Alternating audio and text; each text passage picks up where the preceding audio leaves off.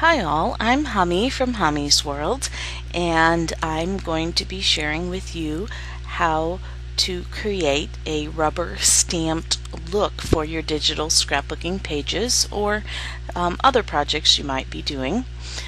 Each one of these here on this page I've made from scratch. This is the one we're going to work on in the video, but I want to share with you these others that I've done, and I'm going to be giving these away also.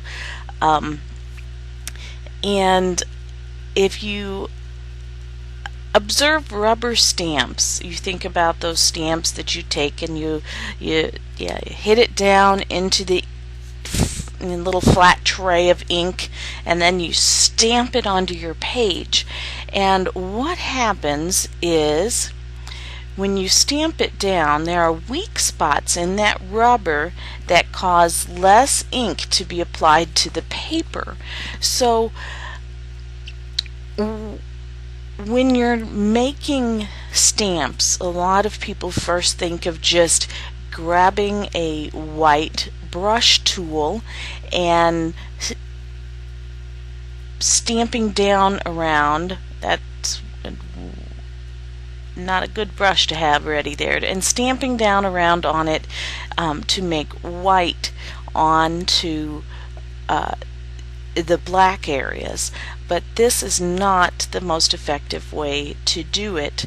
I have actually two really great papers here that Janet B. made in our A Mother's Love kit, and I have them down here on the bottom layers, and I have the first one showing so that I can better explain this to you. So if you have weak areas where less ink is being applied, then there's going to be no ink at all in those areas. Therefore, the papers need to show through your stamp. And so you can see here in the areas here, they're not white, they're blue because the various parts of the paper are showing through. If I turn on this green background, now you're going to see that it's the green that is showing through. And so that is more how your goal in creating a rubber stamp kind of feel. And you're going to notice with my rubber stamp that we have also areas that are, where the ink didn't touch the paper inside the letters or lines, as well as some extra little inked areas outside, because that also often happens, especially for those rubber stamps where you've used them over and over and over and over and over, and they get kind of worn. And so we want the kind of the worn rubber stamp look, not the new rubber stamp look. Now this one here, those lines aren't quite done as well, but it's still a fairly cool look. And same thing here, and it's just all in playing and what you do. I thought I'd give a Mother's Day stamp because we're doing this around Mother's Day, 2012. This one I think did pretty good, and you can see I really got a little bit crazy with it, and it actually has a kind of a cool texture in here, and I actually added some extra line work to it, and it's just all a little bit fun. This one here I kind of want to show you what I did with this one before I actually teach you, because I'm trying to give you some ideas, certainly some ideas. This is actually a photo from where is the photo? Way down here. I'm going to turn off these two layers to show you the photo.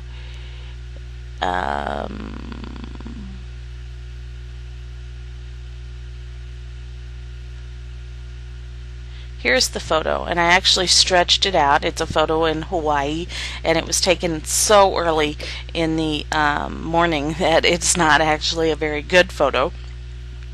I took some amazing ones shortly after this, but there wasn't enough light. But I thought that this would be great because it's going to give me those black areas. And so I cut it into the shape of my area. And then I simply went down here to the new adjustment layer and threshold. And I'm going to turn that layer on. And if I double click on it, it brings up the adjustment, and I brought the threshold way down until I got where it was all black and white. And so then I actually, because I wanted to preserve the layers to show you, I simply took the two of them and I drag it down to the new layer icon to save those two back there, and then I just right clicked and merged those two layers. And after I did that, I took my I actually don't think I used the magic eraser tool, but you could. Either way is going to work. I think I actually did the selection tool, and I took off contiguous because I wanted all the white areas to be selected. And then I hit delete on the keyboard, and that's how I came up with that center part of my rubber stamp. I'm going to go ahead and throw that away because I do not need the extra layers. And so here is my then I recolored it because everything I did, I used this certain color. Let's see, let's go out here and look at it. Oh, it's currently white. There we go. I used this color. It's 2D, 2D, 2D rather than a full black. I just found a color that I thought was good, and then here are the rest of my layers that I made before I began stamping. And then here is the after stamped grunged up look. So you can take photos. I want to encourage you to go ahead and do use some of your own photos that you're using maybe in your layout and make some rubber stamps with those photos. I'm even thinking it would be cool to make a stamp of somebody's silhouette that you're using, maybe if you're journaling about somebody special, and to make that into a stamp. The ideas are endless. The shapes you use and the combinations of shapes are up to your imagination. So please do get creative. But as you can see, it's a great paper. I love this paper of Janet's. But the stamps actually show up a little bit better on this blue page. So there are the stamps that I have played with in making, and no two are going to be the same. So let's turn off all these layers, and there we go. I'm going to go ahead and bring back this paper also. We are going to come down here and zoom in and work on this. This is actually a shape layer, and let me show you quickly how I did that. I'm going to go over here and just make another one. I use the rounded rectangular tool, and I used a radius of 63. Of course, there's no right or wrong answer to this. If it's not got the right rounded corners that you want, certainly hit the undo button and backspace and not backspace it, go back and change it to something else. And I simply made a shape. Let's make it on a new layer. It's trying to make it, and I simply made, well, when you get to it, it won't have the layer style up here. It's going to look like this, and then to get the stroke, what I did was to go to the effects, and I added a stroke. I'm not sure what the setting was because I played with it later. Actually, I played with it to make it match the thickness of the font that I chose. And now you see there's still this out in the center, and so I can go to this drop down menu, choose visibility, and this center one is to hide, so I'm going to double click on that, and that hides the black out in the middle. And now I could click on this again and change my size of my stroke to match whatever the thickness of my font is, or just whatever you want. In fact, I used a variety.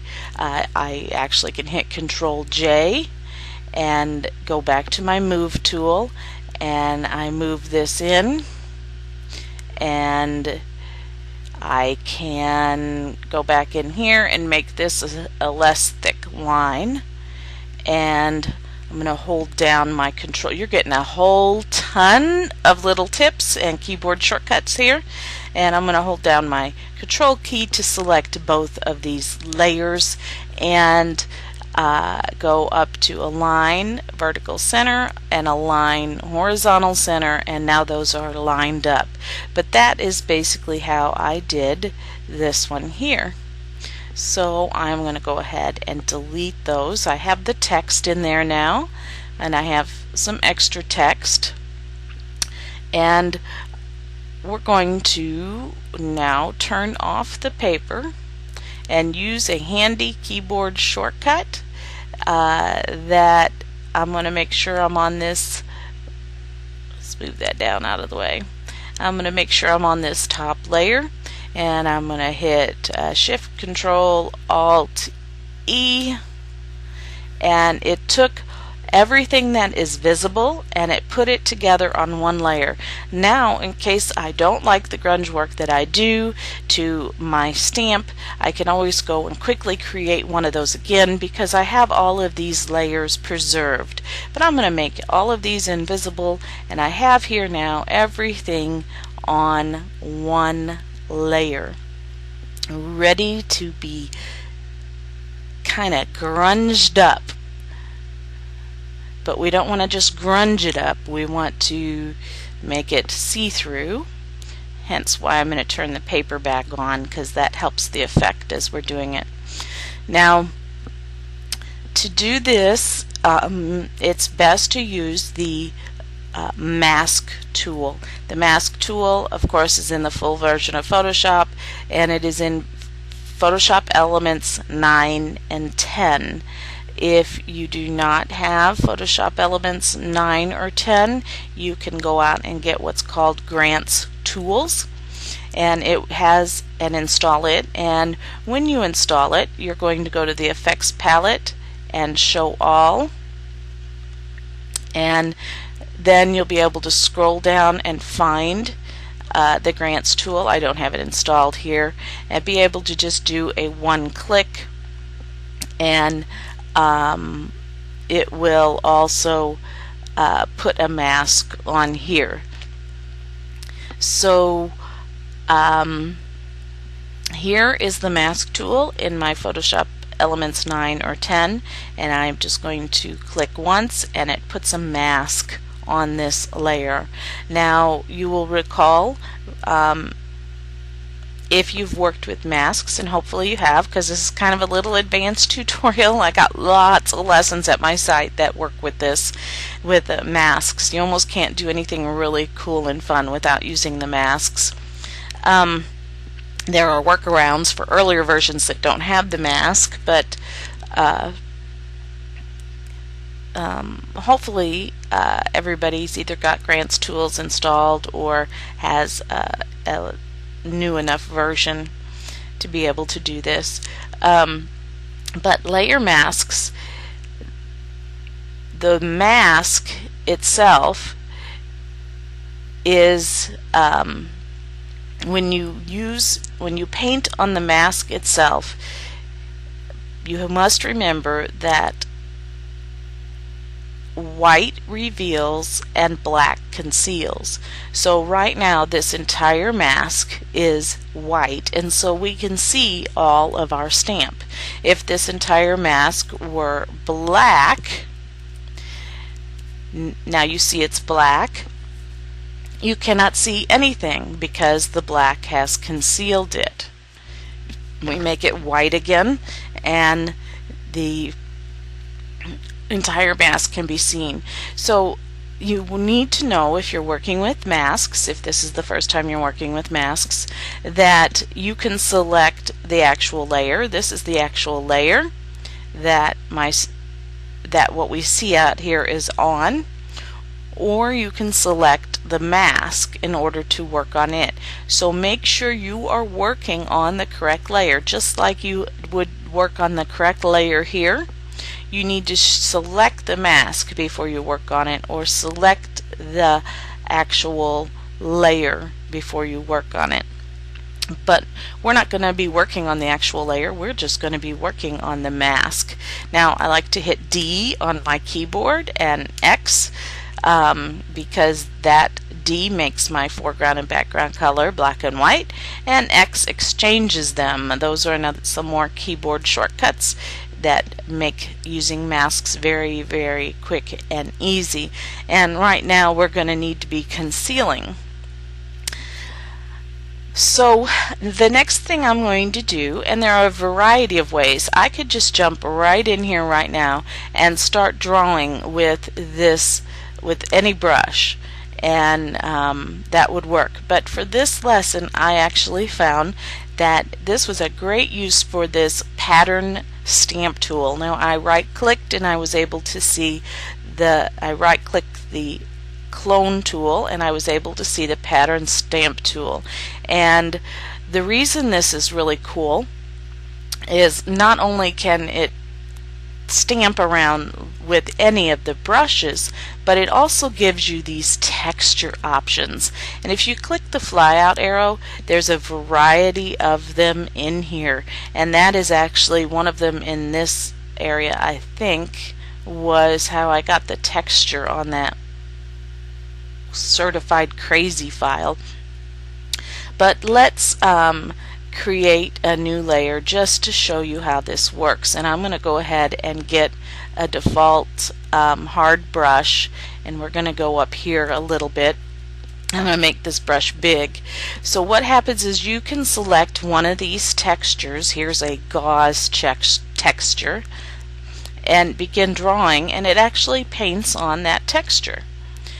So it doesn't look good when you zoom out, but it actually paints on that texture. Let's see, go find another texture. These are the ones I found I was using a lot, like this one here. See, and it paints on this texture, or it'll paint on this texture, or I'm saying painting, but it actually will stamp it because this is the stamp pattern tool. So it's actually, if you just click down once, you are stamping it. And here's another texture I used a lot. And so it's actually stamping those. Oh, I was going to delete that, but I don't think I will yet. So what happens is, if I go up here and I choose a different brush, and I've been playing a lot in the wet media brushes, we're just going to show you what this does. I'm going to make it bigger. So now we're in not only stamping in a texture, but that texture is only being applied in the effects of the specialty brush. And so when I click down, you can see I really get a lot of grunge here, because it's only doing where the brush is plus with the texture. So that's the principles that we're using behind this. And I'm going to zoom in here again, and we're going to go ahead and use these settings I got here. I think, what did I choose? Rough ink. And I have what did I have? Texture fill 2, and I grabbed this first one. It doesn't matter what we grab because you just keep playing, and I made my brush bigger using the right bracket key on the keyboard. I'm going to click down on the mask to make sure I'm on the mask, and then I'm just going to begin drawing. Well, that didn't work out too well. I'm going to hit undo. Let's make this bigger, smaller. Well, this is just, I'm going to tell you what I did. I drew instead of stamping. So I'm just going to click down with my mouse button. You got to make sure you stamp more so than anything else. Try not to drag a whole lot. Now, as I'm doing this, I'm going to go and switch to maybe one that's more white, because remember, using a combinations of white reveals and black conceals, so toggling back to from one that's more dark to one that's more white can be effective, and so we're just going to keep stamping here and grunging it up, and you just keep going back and forth with a variety of them. You can also lower your opacity if you think the effect is too stark.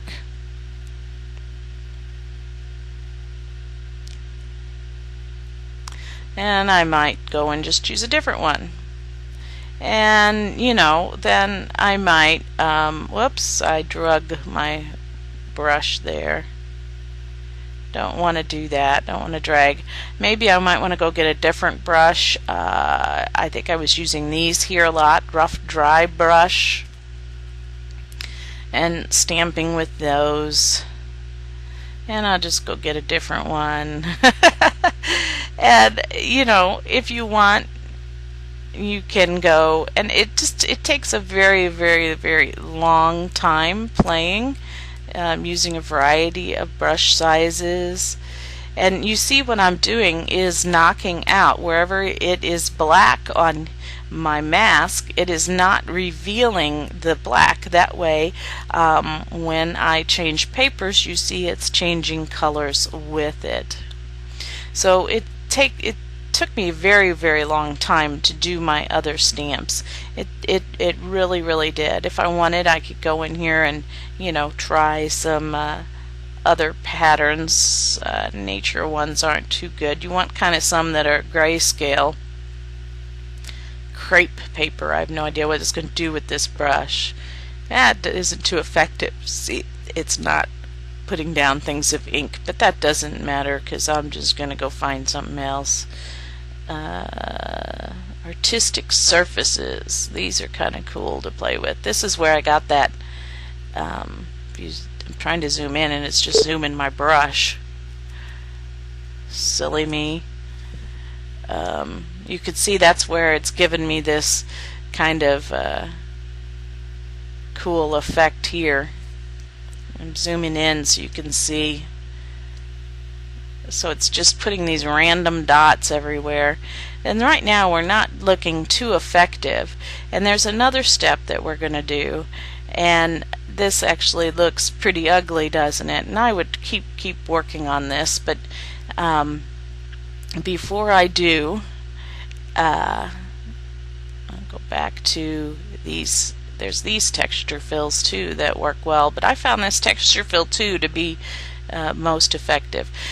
Now, after you get it all grunged up, and there's another step. I always had 2 layers of the grunge. The reason being is now you want to create those little areas of ink that spill out of the area. Now you can go and grab your brush and make sure you're on this layer here, or well, I'd actually put it on a new layer. And you can go up here and try to that's not maybe the best one to do it. Draw some little ink, and I found that it just wasn't too effective to try to get the ink that spills out here. It just wasn't that effective. So here is what I did to create those ink areas, and I found it to work really well for a number of reasons. I just discovered this while playing. So I'm going to create a new layer, and I'm going to get a brush. I don't remember which one I used. You know, it could have been one of these. I found one of them was more effective than the other. I'm going to try this one here, and I'm going to try, I don't know. Let's try stucco. One of them worked better than the others. And I made my brush really large, and then I just kind of painted over it. I don't think it was that one. Might have been. Maybe it was it this one? Yeah, this one is a little more random. So I just kind of painted over it with this, and it doesn't matter how we do it, because, you know, I don't want to fill up the whole thing, because this is going to be random. Okay, well, that's random enough. I'm going to undo a couple of the last ones. There we go. So now I have this random stuff on here and a random texture. Any combination probably would work. In fact, the more random, the better. But what I'm going to do is make a selection down here of my original shape that I created by holding down my control key and clicking on the thumbnail of this layer. Now you're going to see the marching ants. You can't hardly see them because there's so much grunge, but you see here's the A, and you see the marching ant around the A. And then I am going to, I know this is a lot of steps and it seems complicated, but after you get the rhythm down, it's not. I'm going to go to the select drop down menu. Obviously there's three or four ways to do everything. I'm just choosing one method. You use your method, and then I'm going to click inverse, and then I'm going to go to the select drop down menu, modify and contract, and in my case I was using 10. Now there's no right or wrong answer. If you don't want the grunge to go as far away from your lines as 10, make it smaller. If you want it to go farther away, make it larger. And then I hit the delete on my keyboard and Control D for deselect. Now you can see it left some of it down here. I think I'm working too close to the edge, so I'm going to delete that with the eraser. That did not happen before. Now you can see it looks pretty ugly. Can't even read it anymore. And that's where this fun blending mode comes in. You change the blending mode to multiple or play around. I found darker color, or I think I don't remember which one. I used another one down here, but I ended up using multiply a lot. Now you can see we're more readable again, but it's still too grunged up. So this is where I'm going to apply my second mask, and I'm going to go right back and get that stamp tool again, and I'm going to begin stamping so that some of those areas that are on this layer begin disappearing. And you can see already right here on the edge is some extra grunge stuff going on. But I might hit it, and then I might go get one that's more black. Oh, look here, coming in those grunge areas. And so you just kind of go back and forth in hitting these and trying a variety of different things. And it comes back to, if I pick a white one that's more white, they come back more. If I pick one that has a more black in the texture, it comes back. Let's try hitting it with this. Oh, that's cool. Here I want to get one more white and randomly get some of those little things along the edges to come in.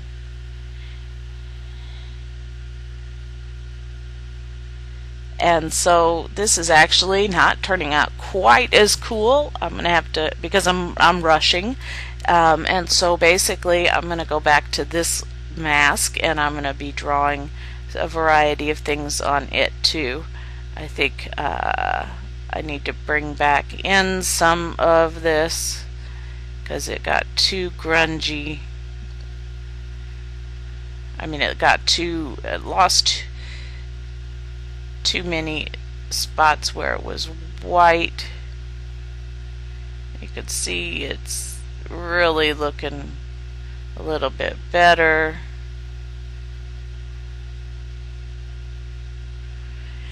And then if you want, I did do on some of mine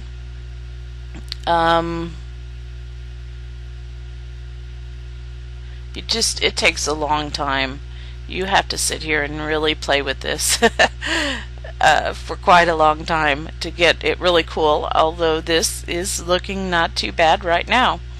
If you want, I did go back and use my actual brush tool on one of them, and you might have saw that when we started the video. What was it I used? I don't remember where I was at. There's one brush in here I really like. Oh, well, I don't know. I think I was in calligraphy because I couldn't find the other brush, so I grabbed this one here and made it larger. And I turned it just by grabbing this and turning it different varieties of directions. And I'm on my actually on my mask, and then I would just click down, and I randomly, of course you don't want too many in the same exact direction, but I'm randomly putting some of these little things out here to even grunge it up more. I don't think that is so much of a rubber stamp look, but it is a grungy, cool kind of look.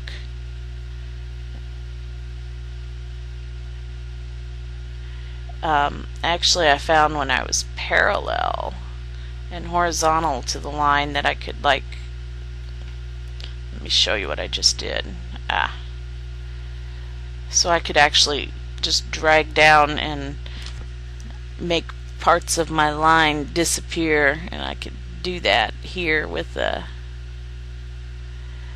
you can go back and forth from one mask to the other doing this sort of thing, making them, whoops, I didn't want to go all the way out. And then of course if I'm doing this side, and see how it takes a lot of work. I didn't want to do that.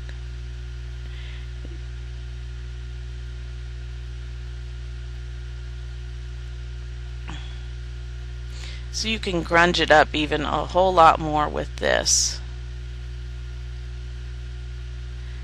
Being very selective. And there. So see, that's going to be grunging it up a whole lot more. But that's basically how you make your stamp. And it ends up being just these two layers. And so we've got a pretty cool stamp going on. Quiet time canceled, 100% canceled, and I can use this with a variety of layers coming up, our layouts, thinking a child that's at play, or whatever would get your quiet time canceled. You'd have to be really creative. Was mostly thinking of children when I did this, but maybe you're trying to have quiet time in the yard and your neighbor begins doing something noisy. Whatever. Maybe you're out camping and you're journaling about the campers next to you that are noisy, or whatever. However you could apply this stamp. So the idea is to come up with some creative titles and words and text and photos. So I'm going to go ahead and turn on my others so you can see what I did, and they're easy to find because they're the ones with the double masks.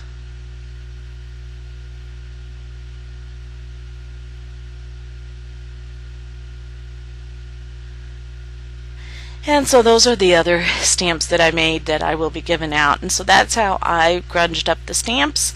And I had fun doing it. And so I challenge you to make an original stamp that goes with the theme of your layout, and to use that in your layout. And if I guess a step further, if you wanted to go a step further, let's say I wanted to make this love stamp. Here I go again. I'm always thinking of something different. I can make a marquee selection of this and then do edit, define brush, and I'll just call it loved stamp. And now if I wanted to, Control D to deselect, I could go up here, create a new layer. I'm going to turn my paper back on though now. I've created a new layer, and I can get my, find a blank area of my paper. I can get my brush tool and go down here to the bottom, and here it is, and I can actually stamp this. It looks really cool. Turning it into a brush, because I'm going to undo, because you could actually, you know, pick a blue ink and stamp it. You know, pick any color ink. Let's go a little darker blue and stamp it. And so you can make it, let's say it's too big for my area. I'm going to make my brush smaller and I'm going to stamp it. So I could make a background with it. So that you can take this whole new level by turning your stamp into an actual stamp by making it a brush just that quickly. And so, hey, I can't wait to see what you do in making your brushes.